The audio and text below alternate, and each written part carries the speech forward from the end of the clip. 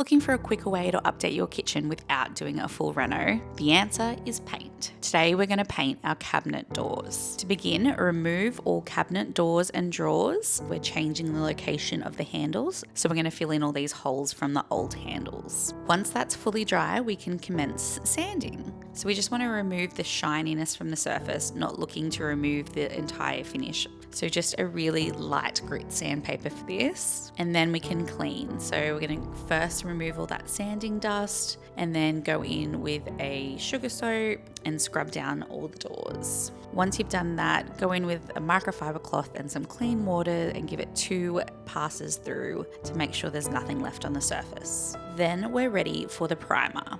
So for this one, we're using the Dulux Renovation Range primer, mixing that together and just doing 1 coat across all surfaces. To apply this, we're just using a brush and a roller. This needs 4 hours of dry time before you commence your top coat. So we're also going to go with the Dulux Renovation Range cabinet door paint here. The colour we've used here is Snowy Mountains Quarter. We're going to cut in with our brush and apply the paint using our 4mm mohair roller. Work in sections, and once each section is coated, gently go over the surface in the same direction with an unloaded roller using minimal pressure.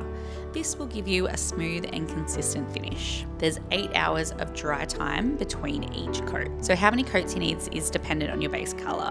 We recommend at least 2 coats, but in this case we needed 3 to get a smooth, consistent finish over this dark pine. After this is dry, we're going to use the Dulux Renovation Range Clear Coat in a satin finish. As the heart of the home, the kitchen gets a lot of wear and tear, so this will add an extra layer of protection over our top coat. What a transformation. This kitchen went from old and tired to new and modern, just with a fresh lick of paint.